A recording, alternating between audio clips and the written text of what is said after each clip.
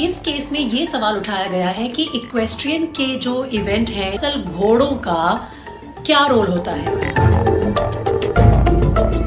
Rajasthan association के जो की आर्ग्यूमेंट्स हैं वो मैं 5 पॉइंट में आपको बता तरफ ईएफआई का जो कहना है कोर्ट में वो ये है, उनके 5 इंपॉर्टेंट पॉइंट्स मैं आपको बताती हूँ।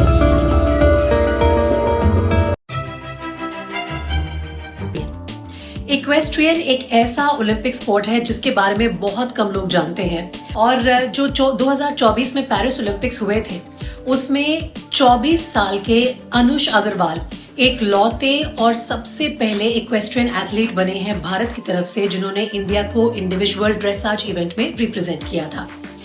इस स्पोर्ट की जितनी अवेयरनेस दरअसल अनुष की परफॉर्मेंस ने नहीं करवाई, उससे कहीं ज्यादा ऐसा लगता है कि दिल्ली हाई कोर्ट में एक चलने वाले केस की वजह से अवेयरनेस इस स्पोर्ट के बारे में ज्यादा बढ़ जाएगी। ये मुद्दा दरअसल है राजस्थान इक्वेस्ट्रियन एसोसिएशन और इक्वेस्ट्रियन फेडरेशन ऑफ इंडिया के बीच का।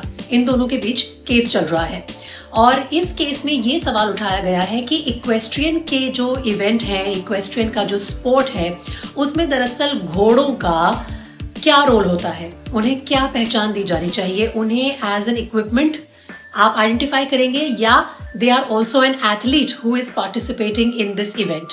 बड़ा इंटरेस्टिंग मुद्दा है। सबसे पहले इस जो केस की जो मूल समस्या है, जो इसकी जड़ है, उसे हम समझने की कोशिश करते हैं कि एग्जैक्टली है क्या। ईएफआई का कहना है कि इक्वेस्ट्रियन स्पोर्ट्स एक अलग किस्म का खेल है जिसे स्पोर्ट्स कोड ऑफ इंडिया में peculiar, quote and quote, peculiar sport कहा जाता है। इसमें घोड़े और जो इंसान है, जो दोनों पार्टिसिपेट कर रहे हैं, उन दोनों को एथलीट होना चाहिए। लेकिन राजस्थान इक्वेस्ट्रियन एसोसिएशन का मानना है कि घोड़े दरअसल इस स्पोर्ट में सिर्फ एक इक्विपमेंट की तरह इस्तेमाल होते हैं। जैसे कि नीरज चोपड़ा का जैवलिन हो गया, वो आप समझ लीजिए इस तरह से कि भाई जैवलिन एक इक्विपमेंट हो गया, मनु भाकर की पिस्टल उनका इक्विपमेंट हो गई। वैसे इक्वेस्ट्रियन स्पोर्ट में जो एथलीट पार्टिसिपेट करेंगे उनके लिए उनका जो घोड़ा है वो एक इक्विपमेंट की तरह है। This is what Rajasthan equestrian association says and believes. इस केस का दूसरा महत्वपूर्ण पहलू ये है कि वोटिंग राइट्स क्या है। राजस्थान एसोसिएशन का कहना है कि ईएफआई में वोटिंग राइट्स उन्हीं को मिलते हैं जो क्लब्स और इंडिविजुअल मेंबर्स हैं और भारत में ये ज्यादातर इंडियन आर्मी से जुड़े हुए हैं। इसे राज्य की एसोसिएशंस की वोटिंग राइट्स लगभग ना के बराबर हो गई हैं। तो कोर्ट में दोनों तरफ से काफी मजबूत अभी तक आर्ग्यूमेंट्स रखे गए हैं। राजस्थान एसोसिएशन के जो की आर्ग्यूमेंट्स हैं वो मैं 5 पॉइंट में आपको बताती हूँ। फर्स्ट पॉइंट इज कि अगर घोड़े एथलीट होते तो क्या उन्हें कभी मेडल्स या अर्जुना अवार्ड जैसा किसी अवार्ड से नवाजा जाता। दूसरा पॉइंट यह है कि अगर किसी घोड़े की जगह दूसरे घोड़े को कंपटीशन के बीच रिप्लेस किया जा सकता है तो क्या उसे एक इंसान के एथलीट होने के बराबर का दर्जा दिया जा सकता है। Very interesting point. तीसरा पॉइंट यह है कि घोड़े ज्यादातर दूसरे देशों से लाए जाते हैं, क्या उन्हें फॉरेन एथलीट्स का दर्जा दिया जाएगा। चौथा पॉइंट यह है जब वो बाहर से लाए जाते हैं, यानी कि जब घोड़े बाहर से लाए जाते हैं तब उन पे टैक्स नहीं लगता। वैसे ही जैसे बाकी स्पोर्ट्स इक्विपमेंट जब आते हैं, जैसे कि साइकिल्स हो गई, जैवलिन्स हो गए या राइफल्स हो गई, पिस्टल्स हो गई, उन पर टैक्स नहीं लगता। पांचवा पॉइंट राजस्थान एसोसिएशन की तरफ से यह है कि कोई भी देश घोड़ों को एथलीट नहीं मानता तो हम क्यों माने। Very nice. अब देखिए आप दूसरी तरफ ईएफआई का जो कहना है कोर्ट में वो ये है, उनके 5 इंपॉर्टेंट पॉइंट्स मैं आपको बताती हूँ। पहला पॉइंट ये है कि घोड़े एक F1 कार की तरह नहीं है जो सिर्फ गराज में खड़ी रहे। घोड़े जीवित प्राणी है। दूसरा पॉइंट यह है कि उन्हें खिलाने, चलाने और दवाई देने की जरूरत होती है। अगर ये सब करना पड़ता है तो क्या घोड़ों को कोई स्पोर्ट्स इक्विपमेंट कह सकता है। तीसरा पॉइंट यह है कि घोड़ों को पासपोर्ट की जरूरत होती है, हालांकि उनकी कोई नेशनैलिटी नहीं होती। चौथा पॉइंट यह कि घोड़ों को मेडिकल चेकअप भी करवाना पड़ता है, क्वारंटीन में भी रखना पड़ता है, तो ये भी एज ह्यूमन उन्हें ट्रीट किया जा रहा है। और पांचवा पॉइंट यह है कि कंपटीशन में घोड़ों को भी पॉइंट्स मिलते हैं। कभी आपने सुना है कि किसी जैवलिन या पिस्टल को पॉइंट मिले हों? उन्हें तो मात्र इक्विपमेंट की तरह आप यूज करते हैं।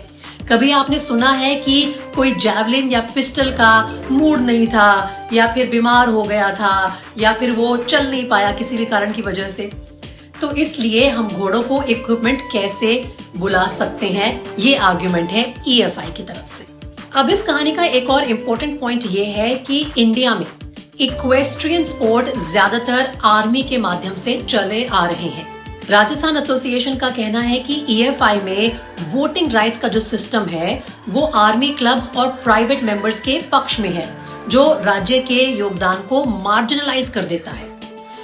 EFI का ये कहना है कि स्टेट्स और जो डिस्ट्रिक्ट हैं उनके पास इतनी कैपेबिलिटी नहीं है कि वो खुद से घोड़ों का पूरा 100% SOP यानी कि स्टैंडर्ड ऑपरेटिंग प्रोसीजर फॉलो कर सके।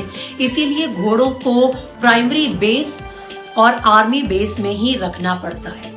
इसीलिए जो आपके वोटिंग राइट्स की आर्ग्यूमेंट है उसे काउंटर किया गया है EFI द्वारा। अब पब्लिक ओपिनियन और कोर्ट का क्या फैसला है? अर्ली 1900s में दरअसल पहले घोड़ों को ही अवार्ड्स दिए जाते थे। बाद में ये घोड़ों और राइडर्स के बीच में शेयर होने लगे और अब मेडल्स एंड अवार्ड्स सिर्फ राइडर्स को दिए जाते हैं, घोड़ों को इससे निकाल दिया गया है।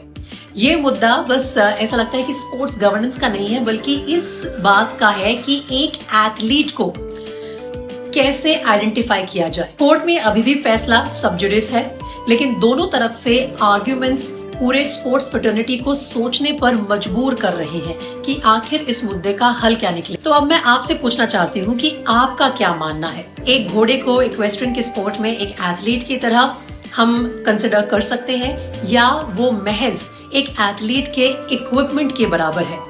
आप कमेंट सेक्शन में जरूर अपनी राय लिखकर हमें बताइए and we would love to share it in coming videos.